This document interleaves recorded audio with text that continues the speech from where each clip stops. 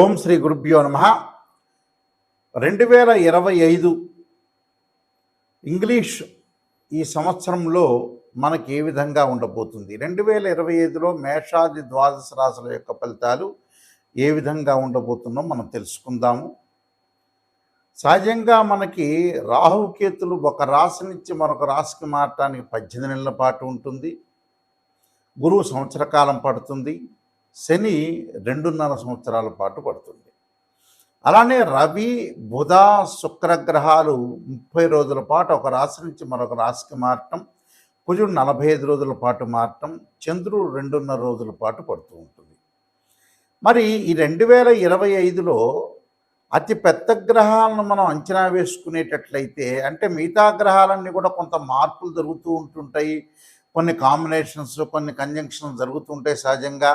అవన్నీ కూడా నెల రోజుల పాటు ఒక రాశి నుంచి మరో రాశికి 45 రోజుల పాటు మారుతూ ఉంటాయి. సహజంగా అవన్నీ కూడా మార్పులు జరుగుతుంటాయి. కానీ అతిపెద్ద గ్రహాలైన రాహుకేతులు మనం అనుకున్నట్టుగా 18 నెలల పాటు ఉంటాడు. శని 2.5 సంవత్సరాలు, గురువు సంవత్సర కాలం పాటు ఉంటాడు. మార్చి 29వ తారీఖు 2025 రాత్రి 9:44 పూర్వభద్ర నక్షత్రం 4వ పాదంలో మీనరాశిలోకి శని యొక్క సంచారం జరుగుతుంది. అలానే మే 14వ తారీఖున 2025 ఉదయం 11:34 మృగశిర నక్షత్రం 3వ పాద ప్రవేశంతో మిథున రాశిలోకి గురువు సంచారం చేస్తాడు. అంటే వృషభ రాశి నుంచి మిథున రాశిలోకి సంచారం జరుగుతుంది.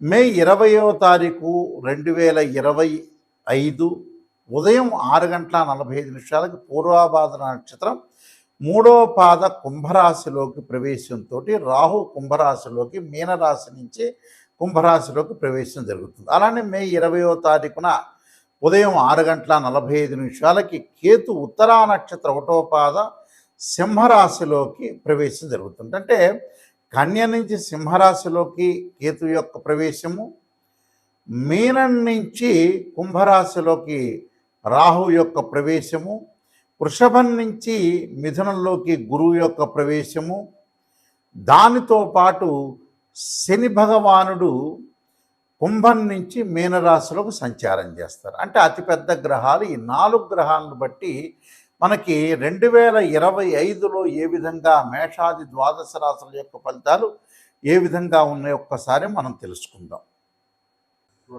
2025లో వృశ్చిక రాశి వాళ్ళకి ఏ విధంగా ఉండబోతుంది అంటే, వృశ్చిక రాశి వాళ్ళకి శని యొక్క ప్రభావం తగ్గుతుంది. మార్చి 29వ తారీఖు 2025 పంచమ స్థానంలో శని యొక్క సంచారం వల్ల స్థాన మార్పులు జరగటం ఒకటి, స్థానచలనము, గృహాల్లో మార్పులు, ఉద్యోగంలో మార్పులు, రకరకాలుగా అన్వేషిస్తూ ఉంటారు. అంటే రకరకాలుగా కొన్ని మార్పులు జరుగుతూ ఉంటుంటాయి వాళ్ళకి.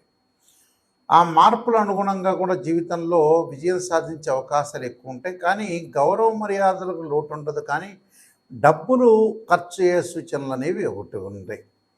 అంటే దాదాపు వీళ్ళకి 45% బాగుంటుంది, కానీ ఖర్చులు పెరుగుతూ ఉంటాయి. ఖర్చులు పెరగటానికి కారణం ఏమిటి అని అంటే, వాళ్ళు ఏదో పిల్లల యొక్క చదువులు, పిల్లల యొక్క ఆలన పాలన, పిల్లల్ని డెవలప్మెంట్ చేయటానికి, వ్యవసాయ భూములు, భూ సంబంధమైన వ్యవహారాల్లో తల ఎత్తే అవకాశాలు. భూ సంబంధమైన వ్యవహారాలు తల ఎత్తటం అంటే ఏంటంటే, భూ సంబంధమైన వ్యవహారాలు కొనుగోలు చేస్తారు. వాళ్ళకి డబ్బులు వస్తాయి, కానీ కొనుగోలు చేసే అవకాశాలు బాగా ఎక్కువగా ఉంటాయి. అంటే ప్రతి విషయంలో కూడా వాళ్ళు నాంచకుండా కొనుగోలు చేయటం ఒకటిను, అలానే దీనితో పాటు ప్రత్యేకంగా కొన్ని విషయాల మీద శ్రద్ధ పెడుతూ ఉంటారు. శ్రద్ధ పెట్టడం అనేది మంచిది, తప్పేమీ లేదు. శ్రద్ధ పెట్టుకోవచ్చు, ముందుకు వెళ్ళచ్చు, ఆలోచన సరళి బాగా పెంపొందించుకోవచ్చు. డబ్బుల పరంగా ఇబ్బందులు లేకుండా ఆలోచనలు బాగా పెరగడం ఒకటి, విలువైన ఆభరణాలు, బంగారు ఆభరణాలు కొనుగోలు చేయటం, అలానే గృహ నిర్మాణం చేపట్టే అవకాశాలు, వ్యవసాయానికి సంబంధించిన పొలాలు కొనుగోలు చేయటం అవకాశాలు ఎక్కువగా ఉంటాయి. అలానే ఎలక్ట్రానిక్స్ గూడ్స్, అలానే వాహనాలు కొనుగోలు చేసే అవకాశాలు బాగా ఎక్కువ ఉంటాయి. అంటే ఈ రాశి వాళ్ళకి 45% చాలా అనుకూలంగా ఉండే అవకాశాలు ఎక్కువగా ఉంటాయి.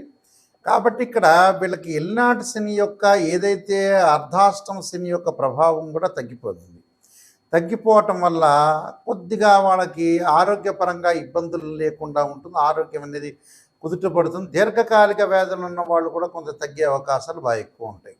అంటే ప్రతి దానిలో కూడా కొంత విజయం సాధించడమే కాకుండా వాళ్ళకి ఏదైతే వ్యవహార శైలి, కోర్టు సమస్యలు కూడా పరిష్కారం కావటం ఒకటి, ఓటమి తగ్గటం ఒకటి, డబ్బులు కొంత మటుకు ఖర్చు చేస్తుంటారు. డబ్బులు అంటే ఏంటంటే శుభ కార్యక్రమాలకి, తీర్థయాత్రలకి, పెళ్ళిళ్ళకి, పిల్లల యొక్క చదువులకి, వీళ్ళ యొక్క పిల్లలకు కూడా విదేశాల్లో ఉద్యోగాలు రావటమే కాకుండా మంచి విశ్వవిద్యాలయంలో సీట్ రావటం ఒకటి, దానికోసం కొంత డబ్బులు ఖర్చు పెట్టే అవకాశాలు బాగా ఎక్కువగా ఉండటం ఒకటి, జాయింట్ ద్వారాల వల్ల కొంత మోసపోయే అవకాశాలు ఎక్కువ ఉంటాయి. జాయింట్ ద్వారాల వల్ల కొంత మోసపోకుండా తొందరపడి ఎవరిని పడితే వాళ్ళని నమ్మొద్దండి. ఎందుకంటే వాళ్ళకి చతుర్థ స్థానం రాహు యొక్క సంచారం కూడా ఏర్పడుతుంది 2025లో. తల్లి యొక్క ఆరోగ్య విషయంలో కానీ, వాహనాల మీద ప్రయాణం చేసేటప్పుడు కానీ, వాహనాలు కొనుగోలు చేసేటప్పుడు అగ్రిమెంట్స్ వాటిల్లో కూడా కొంత అభద్రతా భావం అనేది ఉండకూడదు. అంటే అభద్రతా భావం అంటే ఏంటంటే తొందరగా డాక్యుమెంట్స్ చూస్తాం ఒకటి, ఇల్లు కొనుగోలు చేసేటప్పుడు, పొలాలు కొనుగోలు చేసేటప్పుడు బిల్డర్స్తో కానీ, డాక్యుమెంట్స్ కానీ, లింక్ డాక్యుమెంట్ కానీ, రిజిస్టర్స్ సంబంధించిన విషయాల్లో కానీ అన్నీ కూడా కరెక్ట్గా ఉన్నాయా లేదా చూసుకోవాలి. అంటే మనం ఒక వస్తువును కొనుగోలు చేసేటప్పుడు ఇవన్నీ కూడా మనం ఆలోచన చేసి ముందుకు వెళ్ళాలి కదా. ఆలోచన చేసి ముందుకు వెళ్తేనే మంచి జరిగే అవకాశాలు ఎక్కువగా ఉంటాయి. వివాహ ప్రయత్నాలు సఫలీకృతం అవుతాయి. స్త్రీలకు కూడా ఉన్నతమైన అభిప్రాయాలు కలిగే అవకాశాలు ఉంటాయి. విద్యార్థులు అధిక శ్రద్ధతో చదివితే కానీ పాస్ అయ్యే సూచనలు అనేవి ఉండవు. కాబట్టి అధిక శ్రద్ధ అనేది చాలా ఇంపార్టెంట్. ఎందుకంటే వేరే వ్యాపకాలను తగ్గించుకుంటూ ముందుకు వెళ్ళాలి. అయితే డబ్బులు ఖర్చు అయ్యే సూచనలు అయితే ఉన్నాయి.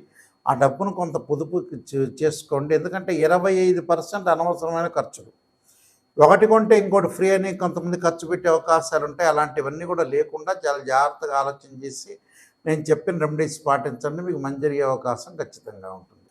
ఈ రాసుల వాళ్ళందరూ కూడా చక్కగా కొన్ని అనుసరించాల్సిన నియమాలన్నీ ఉన్నాయి. ఈ సంవత్సరం అంతా కూడా 2025లో ఈ రాసుల వాళ్ళందరూ కూడా అనుసరించాల్సిన విధానం ఏమిటి, విధి విధానాలని అనుసరిస్తే మన జీవితం అనేది ఎలాంటి మలుపు తిరగబోతుంది అంటే, వృత్తి, ఉద్యోగ, వ్యాపారం కానీ, వివాహం కానీ, అలానే ఆరోగ్యపరంగా కానీ, ఆర్థిక సమస్యలు కానీ, కోర్టు సమస్యలు కానీ, ఇలాంటివన్నీ కూడా ఇబ్బందులు కలగకుండా ఉండటానికి నేను కొన్ని ప్రత్యేకంగా రెమెడీస్ చెబుతాను. ఆ రెమెడీస్ అనేవి మీరు పాటించండి, మీకు మంచి జరిగే అవకాశం ఖచ్చితంగా ఉంటుంది. 2025లో గణపతి యొక్క ప్రార్థన చేయండి.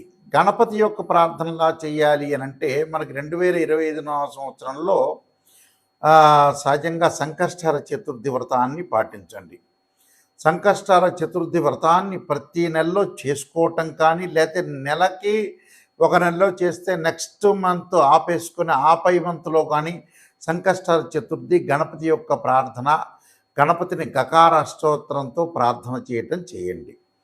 అంటే వక్రతుండ మహాకాయ కోటి సూర్య సమప్రభ నిర్విఘ్నం కురుమే దేవా సర్వకార్యేశ్వరుదా అనే మంత్రాన్ని చక్కగా చదువుకోండి. వీలైతే తత్పురుషాయ వక్రతుండాయ ధీమహే తన్నోదంతి ప్రచోదయాత్ అనే మంత్రాన్ని చదవటం ఒకటి. గణపతి యొక్క ఆలయాలను దర్శనం చేయండి. అది ఎప్పుడు సంకష్టహర చతుర్థి రోజున కానీ, బుధవారం కానీ, హస్తా నక్షత్రం కానీ. అంటే మన జీవితంలో ఉండే విజ్ఞానాన్ని కూడా తొలగిపోతుంటాయి. ధనం కలిసి రావాలంటే, ధనపరంగా ఇబ్బందులు మీకు కలుగుతున్నాయి అంటే, ఓం యక్షాయ కుబేరాయ శరణాయ ధనధాన్యాధిపతే ధనం ధాన్య సమృద్ధిమే దేహిమే దాపై స్వహ అనే మంత్రాన్ని చక్కగా గురువారం రోజున ప్రాతకాలం చదవండి.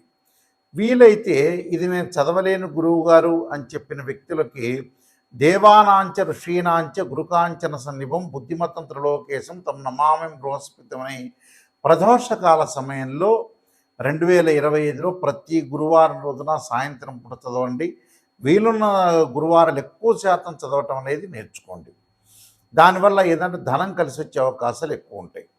రుణబాధలు ఉన్న వాళ్ళు 2025లో ఖచ్చితంగా ఒక అర కేజీ బెల్లం బుధవారం రోజున కానీ, సోమవారం కానీ దానం చేయండి.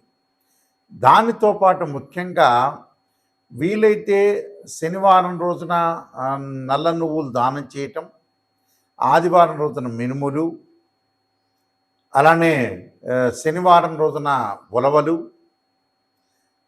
గురువారం రోజున శనగలు దానం చేయటం అనేది మర్చిపోవద్దండి. చేసిన తర్వాత ఏదైనా సరే మంగళవారం వస్తుంటుంది మనకి. అంటే మంగళవారం రోజున కానీ, వీలైతే మృగశిర, చిత్త, ధనిష్ట నక్షత్రం రోజుల్లో కానీ కందులు దానం చేయండి. కందులు దానమే చేయటంతో పాటు చక్కగా కందుల్ని ముందు రోజున నానబెట్టి ఆవుకు పెట్టడం అనేది కూడా నేర్చుకోండి. అలానే వాహన ప్రమాదాలు ఇవన్నీ కూడా కలగకుండా ఉండాలంటే ఖచ్చితంగా సుబ్రహ్మణ్య స్వామి యొక్క ఆరాధన చేయండి. తత్పురుష విద్యే మహాసేనాయ ధీమే తన్నో షణ్ముఖ ప్రచోదయాత్ అనే మంత్రాన్ని చక్కగా చదవండి. కోర్టు సమస్యలు కూడా మీకు పరిష్కారం జరిగే అవకాశాలు ఖచ్చితంగా ఉంటాయి. అలానే వివాహం కాని స్త్రీ పురుషులు ఎవరైతే ఉంటారో వాళ్ళందరూ కూడా తప్పకుండా సీతారాముల యొక్క కళ్యాణంలో కానీ, శివపార్వతుల యొక్క కళ్యాణంలో కానీ పాల్గొనండి. అలానే శ్రీ వల్లీదేవి సమేత సుబ్రహ్మణ్య స్వామి యొక్క కళ్యాణంలో పాల్గొంటే కూడా మీకు కళ్యాణం జరిగే అవకాశం ఖచ్చితంగా ఉంటుంది. దీనితో పాటు విద్యార్థులు ఖచ్చితంగా విద్యలో వెనకబడి ఉన్నట్లయితే దక్షిణామూర్తి స్తోత్ర పారాయణం చేయండి. అలానే సరస్వతీ దేవం ఆలయాన్ని సందర్శన చేయటం అనేది మర్చిపోద్దండి. అంటే ఇవన్నీ కూడా ఆరోగ్యపరంగా ఇబ్బందులు కలిగే వ్యక్తులు కూడా శరీరే జర్జరీభూతే వ్యాధిగ్రస్తే కలేబరి ఔషధం జాహ్నవీతూయం వైద్యో నారాయణ హరి అనే మంత్రాన్ని చక్కగా చదువుకోండి. నువ్వుల నూనెతోటి శివుడికి అభిషేకం చేయండి. చేస్తే కూడా ఆయు ప్రమాణం పెరిగే అవకాశం ఖచ్చితంగా ఉంటుంది. అలానే ప్రతి విషయంలో కూడా ముందంజలో ఉండాలంటే ఖచ్చితంగా కొన్ని నియమాలు అనేవి పాటించండి. ఆ నియమాల్లో ముఖ్యంగా నేను కొన్ని విషయాలు స్పష్టంగా తెలియజేస్తున్నాను. అవన్నీ కూడా మీరు పాటించి ముందుకెళ్తే మీకు మంచి జరిగే అవకాశం ఖచ్చితంగా ఉంటుంది. ఇలాంటివన్నీ కూడా మీకు అన్నీ కూడా దోషాలన్నీ తొలగిపోవాలంటే ఖచ్చితంగా ఏదైతే మీకు బాధలన్నీ ఉంటాయో ఆ బాధలన్నీ కూడా తొలగటానికి ప్రత్యేకంగా నేను ఒక పుస్తకాన్ని రాశాను. అది రాజమండ్రి మోహన్ పబ్లికేషన్ వాళ్ళు బృహత్ పరిహార సింధు అని మంత్ర యంత్ర తంత్ర రెమెడీస్ అనే పుస్తకం ఉంది. ఆ రెమెడీస్ అనే పుస్తకంలో చక్కగా మీరు అన్ని మీకు ఏదైతే ఈతి బాధలన్నీ ఉంటాయో రకరకాల ఆరోగ్యపరంగా కానీ, ఉద్యోగపరంగా కానీ, వివాహపరంగా కానీ ఇబ్బందులు కలిగిన వ్యక్తులు ఎవరైతే ఉంటారో వాళ్ళందరూ కూడా చక్కగా ఆరోగ్యం పెంపొందించుకోవాలి, ధనం కలిసి రావాలి, పిల్లల యొక్క పెళ్ళిళ్ళు కావాలి, చదువులు ఉండాలి, రకరకాల సమస్యలు మనుషులు బాధపడుతూ ఉన్నారు. ఆ సమస్యలన్నిటికి కూడా మనకి మంచి ఆధారంతో ఉన్న పుస్తకాన్ని నేను తయారు చేశాను.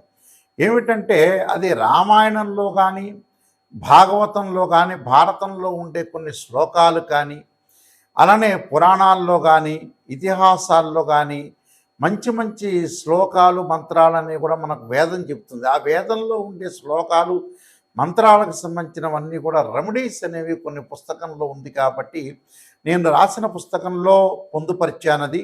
ఆ పుస్తకం పేరు బృహత్ పరిహార సింధు అంటారు. ఇది రాజమహేంద్రవరం మోహన్ పబ్లికేషన్ వాళ్ళు ప్రింట్ చేశారు. ఈ పుస్తకంలో మీకు ఏదైతే దోషాలనేవి జాతకపరంగా ఉంటాయో ఆ దోషాలన్నీ కూడా తొలగటానికి ఆ పుస్తకం అనేది చాలా ఉపయోగపడుతుంటుంది. ఆ పుస్తకాన్ని మనం స్క్రీన్ మీద చూపిస్తున్నాము. అందరూ కూడా ఆ పుస్తకాన్ని తీసుకుని ఆ పుస్తకంలో గ్రంథంలో ఉంటే ఏదైతే మీకు బాగలేదో ఆ శ్లోకాలు మంత్రాలు చదవటం వల్ల కూడా మీకు చక్కని పరిష్కార మార్గం దొరుకుతుందని మరి నేను ఆశిస్తున్నాను. సర్వే జనా సుఖినో భవంతు.